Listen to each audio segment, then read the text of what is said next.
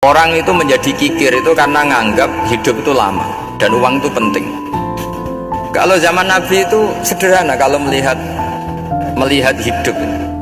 Pernah suatu saat Nabi itu punya jatah makan karena Nabi itu hidupnya juga pas-pasan. Jadi Nabi itu unik. Beliau di satu sisi kaya raya, bisa ngurmat Abu Hurairah, Ammar, Suhaib, Ashabu Sufa itu dirawat Nabi semua. Itu kan kaya, bisa ngerawat sekian orang. Tapi di sisi yang lain untuk pribadinya beliau miskin. Kadang nggak bisa makan hari itu, tapi di saat yang sama bisa merawat ahlus sufa. Jadi keliru kalau orang hanya cerita Nabi itu miskin, untuk makan dirinya aja susah. Itu keliru. Kelirunya kalau tidak diteruskan, tapi Nabi mampu menghidupi ahlus sufa. Singkat cerita, jatah makannya Nabi itu dikasihkan orang. Ketika Nabi ditanya, ya Aisyah, makanan jatah saya di mana? Oh ya Rasulullah, tadi ada orang minta tak kasihkan, maka makanan itu habis.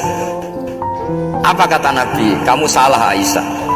Yang kamu kasihkan itu justru yang masih. Ya, yang kamu kasihkan itu justru yang masih.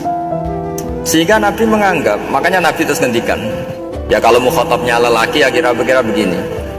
Wahallaka min malika illa ma akalta fa'afnaita walabista fa'ablaita.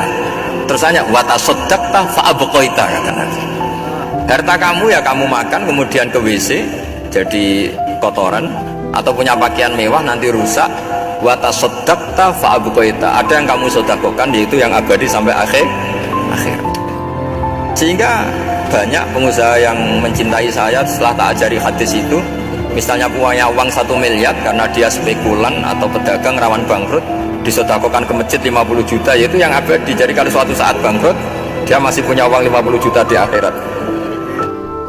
Jadi Nabi itu mengajari sedekah itu apa? Ya sedekah itu pengabadian uang. Kalau kita kan enggak, bilang sedekah itu nguras uang. Itu pikirannya setan dan pikirannya orang Islam. Itu cara berpikir setan, bukan cara berpikir umat apa? Sehingga Sayyid Ali Zainal Abidin itu kalau ada orang minta, kemudian beliau ngasih, itu beliau bilang gini, marhaban biman hamala zadi ilal akhirah. Matur nuwun nggih jenengan sembeto sangu kula nada. Jadi dianggap teller saja. Orang yang minta uang beliau itu dianggap tukang nyatet bank ini. Karena sudah ditabungkan, ya sudah. Kalau kita kan enggak, wah pengemis tuh ganggu gini-gini. Kecuali pengemis profesi ya mungkin kita agak-agak enak. Pada zaman akhir tuh ada pengemis apa? Profesi, jadi repot tuh.